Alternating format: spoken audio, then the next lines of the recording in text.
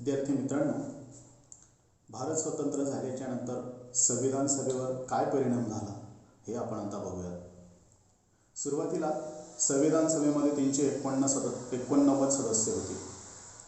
पैकी 90 सदस्यांचं सभासदत्व पाकिस्तान वेगळा झाल्यामुळे कमी झालं आणि भारताच्या संविधान सभेमध्ये 299 सदस्य शिल्लक राहिलेत। आता ही जी 299 सदस्य होती ही कुठून आली होती, कोणत्या प्रांताची होती? तर सुरुवातीला 1935च्या कायद्याने 11 प्रांत निर्माण झाले आपण बघितलं होतं। त्या 11 प्रांतांपैकी आता पाकिस्तानला कुठला भाग देण्यात आला हे आपण बघूया। तर 11 प्रांतांपैकी 2 प्रांत हे पाकिस्तानच्या भूभागात गेलेत। एक होता वायव्य सरहद्द प्रांत, दुसरा होता सिंध प्रांत आणि पंजाब या प्रांतातला पश्चिम पंजाब हा भाग, तसंच कश्मीरचे प्रांत याच्यातला बलुचिस्तान हे भाग पाकिस्तानच्या भूभागासाठी देण्यात आले। पण पाकिस्तानला 2 भूभाग देण्यात आले होते। त्याच्यातला पूर्व पाकिस्तान म्हणून जो भाग देण्यात आला त्याच्यात आसामचा सिल्लड जिल्हा आणि बंगाल प्रांताचा पूर्व बंगाल हे 2 भाग एकत्र करून पूर्व पाकिस्तान आणि तिकडे वायव्येकडचा एक पाकिस्तान असे 2 भूभाग झाले। याच्यामुळे काय झालं तर संविधान सभेतील सदस्य या भागातून जे निवडून आलेले होते त्यांचं सदस्यत्व आपोआप कमी झालं। त्याच्यातीलच एक महत्त्वाचे व्यक्ती होते, ते म्हणजेच भारतीय संविधानाचे शिल्पकार डॉक्टर बाबासाहेब आंबेडकर यांचं संविधान सभेतील सदस्यत्व भारत पाकिस्तानच्या फाळणीमुळे आता रद्द झालेलं होतं। मग आता बाबासाहेब हे 1947ला भारत स्वतंत्र झाल्यानंतर संविधान सभेवर कसे गेले? तर सुरुवातीपासून आपण बाबासाहेबांचं संविधान सभेत कशा पद्धतीचं निवडून गेले ती प्रोसेस बघूयात। 1946 मध्ये ज्या वेळेला निवडणुका झाल्या त्यावेळेला डॉक्टर बाबासाहेब आंबेडकर हे मुंबई प्रांतातनं शेड्यूल कास्ट फेडरेशन या पक्षाकडनं उमेदवारी करत होते आणि 1936 मध्ये जे निवडून आलेली लोक होती प्रांतांमध्ये त्यांनीच यांना निवडून संविधान सभेवर पाठवायचं होतं। म्हणून काँग्रेसनेही मुंबई प्रांतामध्ये त्यांचा एक सदस्य उभा केला होता, तो म्हणजेच बॅरिस्टर मुकुंद जयकर। आता काँग्रेसचं बहुमताचं सरकार या प्रांतामध्ये असल्यामुळे साहजिकच मुकुंद जयकर हे विजयी झाले आणि डॉक्टर बाबासाहेब आंबेडकरांचा पराभव झाला। परंतु बंगालच्या प्रांतामध्ये अद्याप संविधान सभेवर प्रतिनिधी पाठवण्याची प्रक्रिया चालू होती। मग त्या बंगाल प्रांतामध्ये जोगेंद्रनाथ मंडल नावाचे एक व्यक्ती होते।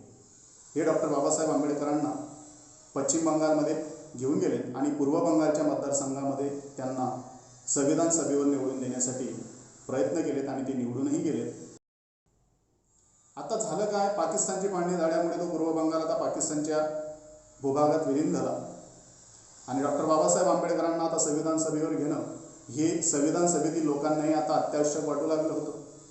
कारण आतापर्यंत झालेल्या ज्या सगळ्या डिबेट्स होत्या, जे सगळ्या चर्चा होत्या, त्याच्यात डॉक्टर बाबासाहेब आंबेडकरांनी जे अभ्यासपूर्ण मत मांडलं होतं, त्यांचा जो कायद्याविषयीचा अभ्यास होता तो संविधान निर्माण करण्यासाठी खूपच गरजेचा होता आणि म्हणून संविधान सभेतील लोकांनी डॉक्टर बाबासाहेब आंबेडकरांना पुन्हा संविधान सभेवर घेण्यासाठी मुंबईतील त्यावेळेला मुख्यमंत्री असलेले बी.जी. खेर यांना पत्र लिहिलं पंडित जवाहरलाल नेहरूंनी आणि त्यांना सांगितलं की तुम्ही तुमच्या मुंबई प्रांतातून बॅरिस्टर जयकर यांना राजीनामा द्यायला सांगा आणि त्या जागेवरून डॉक्टर बाबासाहेब आंबेडकर यांचं प्रतिनिधित्व संविधान सभेवर तुम्ही पाठवा। त्यामुळे मुकुंद जयकर यांना राजीनामा द्यावा लागला आणि डॉक्टर बाबासाहेब आंबेडकर पुन्हा संविधान सभेवर गेलेत। आता संविधान सभेवर गेल्यानंतर काय झालं, संविधान सभा ही नव्याने गठीत झालेली नव्हती, तर फक्त सदस्य संख्या कमी झाली होती भारत पाकिस्तानच्या फाळणीमुळे। आता 9 प्रांत आपल्या भारतामध्ये शिल्लक होते। सर्वाधिक जास्त सदस्य संयुक्त प्रांताचे होते, हे 55 होते। मद्रास प्रांताचे 49 होते, बिहार प्रांताचे 36 होते, मुंबई प्रांतातनं 21 होते, बंगाल प्रांतातून पूर्व बंगाल वेगळा झाला म्हणून पश्चिम बंगाल शिल्लक होता। या पश्चिम बंगाल प्रांतातून 19 सदस्य, मध्य प्रांत त्याला बेरार पण म्हणायचे, या मध्य प्रांतातून 17 सदस्य होते। पूर्व पंजाब म्हणजेच पश्चिम पंजाब पाकिस्तानात विलीन झाला होता, पूर्व पंजाब या भागातून 12 सदस्य होती, ओरिसा या भागातून 9 सदस्य होती आणि आसाम येथून 8 सदस्य होती आणि 3 सदस्य ही कमिशनर प्रांताची होती। आता आपण भारत पाकिस्तानची फाळणी ज्या वेळेला झाली त्यावेळेला बघितलं की बलुचिस्तान हा पाकिस्तानच्या भागात विलीन झालेला आहे, म्हणून उरलेले फक्त 3च कमिशनरचे प्रांत होते, दिल्ली, अजमेर मारवाड आणि कुर्ग. आणि संस्थानिकांचे 93 जे सदस्य होते त्यांच्यातले काहींचे सदस्यत्व चाललं गेलं. फक्त 70 सदस्य आता संविधान सभेमध्ये राहिले. आणि हे 70 सदस्य कसे होते तर भारतामध्ये एकूण 552 संस्थानं विलीन झाले भारत स्वतंत्र झाल्याच्या नंतर. याचे एकूण 29 गट निर्माण केले गेलेले होते आणि याच्यातून सदस्यत्व संविधान सभेवर पाठवलेलं होतं. अशा पद्धतीने एकूण संस्थानांचे 70 आणि ब्रिटिश प्रांताचे 229 असे 299 सदस्यांचं ही संविधान सभा भारत स्वतंत्र झाल्यानंतर गठीत झाली. मित्रांनो, ही संविधान सभा 2 प्रकारचे कामं करत होती. दिलेली होती, एक म्हणजे संविधान निर्माण करणं आणि दुसरं म्हणजे कायदे मंडळ म्हणून कामकाज पाहणं. मग ज्या वेळेला भारतीय संसद म्हणून कामकाज पाहायचं असेल त्यावेळेला डॉक्टर राजेंद्र प्रसाद हे अध्यक्ष म्हणून कामकाज बघायचे आणि ज्या वेळेला कायदे मंडळ म्हणून एक सर्वसाधारण कायदे करायचे आहेत त्यावेळेला जी प्रक्रिया चालायची त्यावेळेला अध्यक्ष म्हणून जी.व्ही. मावळणकर म्हणजेच गवा मावळणकर हे अध्यक्ष म्हणून कामकाज बघायचे. या गवा मावळणकर यांची अध्यक्ष म्हणून 17 नोव्हेंबर 1947 रोजी यांची निवड झालेली होती. म्हणजेच पहिल्या लोकसभेचे अध्यक्ष यांनाच म्हटलं जातं. आता संविधान सभेचं जे कामकाज सुरू झालं ते कामकाज सुरू झाल्याच्या पूर्वी 4 अधिवेशनं संविधान सभेचे झालेले होते. या 4 अधिवेशनांमध्ये काय झालं, जे पहिलं अधिवेशन झालं होतं ते 9 डिसेंबर ते 23 डिसेंबर 1946 या कालावधीत झालं. त्या अधिवेशनामध्ये संविधान सभेच्या अध्यक्षांची निवड झाली 11 डिसेंबर 1946ला आणि 13 डिसेंबर 1946ला संविधानाचं प्रास्ताविका पंडित जवाहरलाल नेहरू यांनी मांडलं होतं. त्यानंतर दुसरं अधिवेशन सुरू झालं 20 जानेवारी ते 25 जानेवारी 1947. या दुसऱ्या अधिवेशनाच्या दरम्यान काय झालं तर भारताचं जे प्रास्ताविक मांडलेलं होतं 13 डिसेंबर 46ला त्याला 22 जानेवारी 1947ला संसदेत म्हणजे संविधान सभेमध्ये त्याला मंजुरी दिली गेली. त्यानंतर 28 एप्रिल ते 2 मे 1947 या कालावधीमध्ये तिसरं अधिवेशन सुरू झालं. या तिसऱ्या अधिवेशनाच्या वेळेला काय झालं तर 28 एप्रिल 1947ला सर्वप्रथम संस्थानिकांचे प्रतिनिधी हे संविधान सभेमध्ये हजर झाले. ते 6 संस्थानिकांचे प्रतिनिधी होते. उदयपूर, जयपूर, रेवा, पतियाळा, बडोदा अशा पद्धतीचे ते जे 6 होते, या 6 संस्थानिकांचे प्रतिनिधी सर्वप्रथम संविधान सभेमध्ये हजर झालेत. चौथं अधिवेशन 14 जुलै ते 31 जुलै 1947 दरम्यान झालं. या चौथ्या अधिवेशनामध्ये सगळ्यात महत्त्वाचं एक घटना घडली, ती म्हणजे भारताचा राष्ट्रध्वजास संविधान सभेने मंजुरी दिली. 22 जुलै 1947ला संविधान सभेमध्ये जी ध्वज समिती होती त्या ध्वज समितीमध्ये डॉक्टर बाबासाहेब आंबेडकर सुद्धा एक सदस्य होते. आता भारताचा राष्ट्रध्वजाचं डिझाईन आंध्र प्रदेशमधील एक पिंकली व्यंकय्या नावाचा व्यक्ती आहे त्यांनी केलं होतं. या भारताच्या राष्ट्रध्वजाला मान्यता देण्याची प्रक्रिया सुरू झाली संविधान सभेमध्ये आणि तो राष्ट्रध्वज 3 रंगाचा आणि त्याच्यावर निळ्या रंगाचं अशोक चक्र अशा पद्धतीचा राष्ट्रध्वज आपण भारताचं निशाण म्हणून 22 जुलै 1947लाच मंजूर करून घेतला. कारण भारत 15 ऑगस्ट 1947ला स्वतंत्र होईल असं स्वातंत्र्याच्या जाहीरनाम्यामध्ये नमूद होतं आणि म्हणून भारत स्वतंत्र झाल्यानंतर भारताचा स्वातंत्र्य दिवस मनवण्यासाठी सर्वप्रथम आपल्याला राष्ट्रध्वजाची गरज होती. या राष्ट्रध्वजाला आपण तिरंगा असं म्हणतो, पण प्रत्यक्षदर्शी पाहिल्यानंतर त्या आपल्या राष्ट्रध्वजामध्ये 4 रंग आहेत. त्याच्यानंतर भारत स्वतंत्र झाला 15 ऑगस्ट 1947ला आणि 29 ऑगस्ट 1947 या दिवशी म्हणजेच या संविधान सभेचं त्यावेळेला 5वं अधिवेशन चालू होतं आणि या 5व्या अधिवेशनामध्ये मसुदा समितीची स्थापना झाली. मसुदा समितीची स्थापना 29 ऑगस्ट 1947. मसुदा समितीचे अध्यक्ष डॉक्टर बाबासाहेब आंबेडकर होते त्यांच्यासोबत इतर 6 सदस्य असे 7 सदस्यांची ती समिती होती. हे संविधान सभेत असलेल्या समित्यांचा अभ्यास आपण स्वतंत्र करणार आहोत. तर मसुदा समिती गठीत झाल्यानंतर मसुद्यावर कामकाज करण्यासाठी ही सगळी लोक कामाला लागली. एकंदरीत हा सगळा मसुदा तयार करण्यासाठी संविधान सभेला 141 दिवस लागले.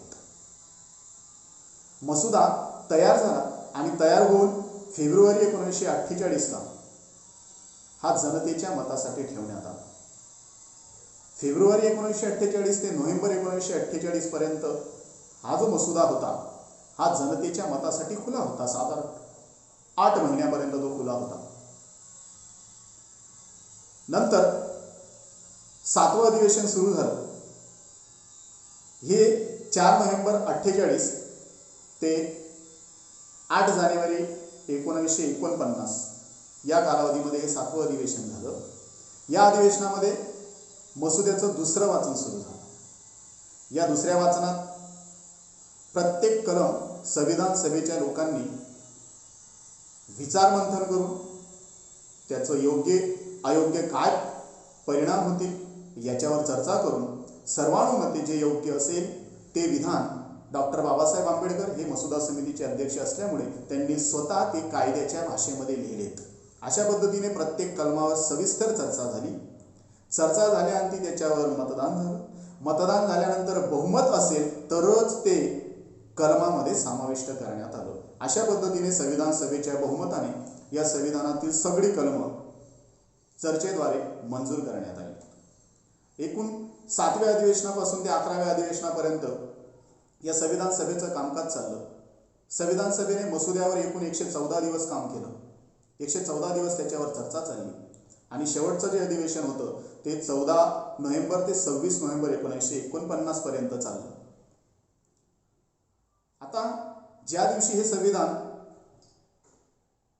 स्वीकृत आणि अंगीकृत करायचं होतं तो दिवस म्हणजे 26 नोव्हेंबर 1949. त्यालाच आपण संविधान दिवस असं मानतो. या दिवशी 299 सदस्यांपैकी 284 सदस्य हजर होती आणि या 284 सदस्यांनी 26 नोव्हेंबर 1949 रोजी भारताचं संविधान स्वीकृत केलं. त्याच दिवशी संविधानाचे एकूण 15 कलम लागू झालेली होती. ती कोणती आहेत ते आपण पुढे बघणार आहोत. आता 284 सदस्यांनी ज्या वेळेला या सह्या केल्या तर त्यांचं काय होतं तर सर्वप्रथम सही कोणी केली तर पंडित जवाहरलाल नेहरू यांनी सर्वप्रथम सही केली. पण त्यांची ती सही दुसऱ्या क्रमांकावर होती. कारण संविधान सभेच्या अध्यक्षांची सही पहिल्या क्रमांकावर असणं आवश्यक आहे.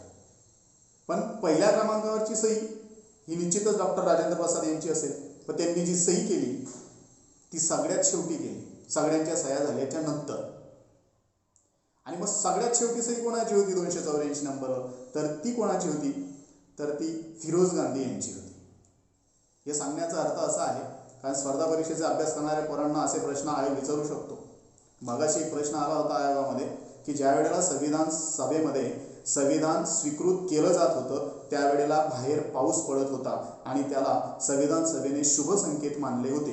विधान खरे आहे काय तर हो, त्या दिवशी बाहेर पाऊस पडत होता 26 नोव्हेंबर 1949ला आणि म्हणून संविधान सभेने त्याला शुभ संकेत देखील मानलं होतं. अशा पद्धतीने 26 नोव्हेंबर 1949ला आपलं संविधान आपण स्वीकृत केलं, स्वतः अर्पण केलं. ते संविधान प्रत्यक्षात लागू कधी झालं तर भारताचं संविधान प्रत्यक्षात लागू झालं 26 जानेवारी 1950ला. ह्याच दिवसाचं औचित्य का साधलं 2 महिने आपण का वेट केली तर मित्रांनो 26 जानेवारी 1930 या दिवशी भारताने सर्वप्रथम भारताचा प्रजासत्ताक दिवस मनवला होता आणि त्या दिवसाची आठवण म्हणून 2 महिने आपण थांबलो आणि 26 जानेवारी 1950ला आपण भारताचं संविधान हे लागू केलं. त्या दिवसापासून सगळी कलमं ही लागू झालीत. आता भारताचे संविधान लागू होण्याच्या पूर्वी काय झालं 24 जानेवारी 1950 या दिवशी भारताचं राष्ट्रगीत जनगण मन, भारताचं राष्ट्रीय गीत वंदे मातरम आणि भारतासाठी असलेले राष्ट्रपती डॉक्टर राजेंद्र प्रसाद यांची निवड झाली. आता जी संविधान सभा होती ती संविधान सभा पुढे संसद म्हणून काम करू लागली, कारण तात्काळ निवडणुका घेणं शक्य नव्हतं. म्हणून तात्पुरती संसद म्हणून जी संविधान सभा होती तीच पुढे कामकाज करू लागली. 26 जानेवारी 1950 नंतर तर 1952 पर्यंत, जोपर्यंत पहिल्या देशातल्या सार्वत्रिक निवडणुका होत नाही तोपर्यंत हीच संविधान सभा तात्पुरती संसद म्हणून कामकाज करत होती. मित्रांनो, संविधान सभेने जी सगळी कामकाज केली त्या कामकाजामागे एकूण 2 वर्ष 11 महिने आणि 18 दिवस एवढा कालावधी लागला होता आणि जवळपास 64 लाखाच्या वर संविधान निर्माण करण्यासाठीचा खर्च आलेला होता. संविधान ज्या दिवशी आपण स्वीकृत केलं त्या दिवशी जी 15 कलम अस्तित्वात आली होती, म्हणजे तात्काळ लागू झाली होती, ती कोणती होती? तर भारत स्वतंत्र झाल्यानंतर भारताचे नागरिक नेमके कोण असतील याच्याविषयी असलेल्या ज्या तरतुदी होत्या त्या साधारणतः कलम 5, 6, 7, 8 आणि 9 अशी ती एकूण 5 कलम जे नागरिकत्वाविषयी होती, संविधानाच्या भाग 2 मध्ये होती, ही त्याच दिवशी लागू झाली. त्याचप्रमाणे भारताचा राष्ट्रपती आपण 24 जानेवारी 1950 रोजीच निवडून दिलेले होते. त्याच्यामुळे त्यांची शपथविधीसाठीचा कलम 60 हे सुद्धा त्याच दिवशी अस्तित्वात आलं. निवडणूक प्रक्रिया होणं गरजेचं आहे म्हणून निवडणूक आयोगाविषयीची तरतूद ज्या कलमात आहे ते म्हणजे 324 हे सुद्धा 26 जानेवारी 1949 याच दिवशी अस्तित्वात आलं. त्याच्यानंतर भाग 19 मधील 366, 67, भाग 21 मधील 379, 80, 388, 391, 392 ही कलम, आता सध्या तरी ही कलम रद्द झालेली आहे. 379, 80, 88, 91, 92 ही रद्द झालेली आहे. ती आपण सविस्तर एक एक कलम ज्या वेळेला अभ्यासणार आहोत त्यावेळेला आपल्या ते लक्षात येतील. आणि 393 अशी एकूण 15 कलम संविधान ज्या दिवशी आपण स्वीकृत केलं, अंगीकृत केलं त्या दिवशी लागू झालेत. या संविधानाच्या एकंदरीत पूर्ण स्वरूपामध्ये किती कलम आहेत तर 395 कलम त्यावेळेला होती, 22 भाग होती आणि 8 परिशिष्ट होते. आज रोजी संविधानामध्ये 25 भाग आहेत, म्हणजे स्वतंत्र 23, 24, 25 असे नाही आहेत, तर ते काही भाग 22 भागांमध्ये समाविष्ट केलेत. म्हणजे 9व्या भागामध्ये समाविष्ट झाला अ आणि ब, त्याच्यानंतर 14व्या भागात एक समाविष्ट झाला, असे 3 भाग नव्याने वाढलेत, म्हणजे 25 भाग झाले. 395 कलम होती, आज रोजी 465च्या जवळपास कलम आहेत. 8 परिशिष्ट होती, 4 परिशिष्ट नव्याने वाढ करण्यात आली. आज रोजी संविधानामध्ये 12 परिशिष्ट आहेत. ती सविस्तररित्या आपण अभ्यासणार आहोत. मित्रांनो, एक सगळ्यात महत्त्वाचा प्रश्न, भारताच्या संविधानाचे शिल्पकार कोणास म्हणतात? तर डॉक्टर बाबासाहेब आंबेडकर यांना भारताच्या संविधानाचे शिल्पकार म्हणतात, असं स्वतःच संविधान सभेचे अध्यक्ष डॉक्टर राजेंद्र प्रसाद यांनी म्हटलं होतं की या भारताच्या संविधानाचे शिल्पकार डॉक्टर बाबासाहेब आंबेडकर यांचं संविधान निर्माण करण्यामध्ये अतिशय मोलाचं योगदान आहे. पण काही प्रश्न काही लोकांना पडतात, त्याच्यावर आपण त्यांच्या शंका निरसन करूयात की डॉक्टर बाबासाहेब आंबेडकरांनाच संविधान याचे शिल्पकार मानतात. कारण त्यांचा एक प्रश्न असतो, संविधानाचं लेखन एका रायजादा नावाचा एक व्यक्ती होता, प्रेम बिहारी नारायण रायजादा असं त्यांचं नाव, त्यांनी त्याचं लिखाण केलं असं त्यांचं म्हणणं असतं. मित्रांनो, हा जो प्रेम बिहारी नारायण रायजादा व्यक्ती होता हा त्या कालावधीमध्ये भारतात सुंदर हस्ताक्षरामध्ये प्रसिद्ध होता. कॅलिग्राफीचा तो खूप नावाजलेला व्यक्ती होता. जे संविधान डॉक्टर बाबासाहेब आंबेडकरांनी हाताने लिहिलेलं होतं त्याच संविधानाचं जशाच्या तसं सुंदर हस्ताक्षरामध्ये त्यांनी लिखाण केलं.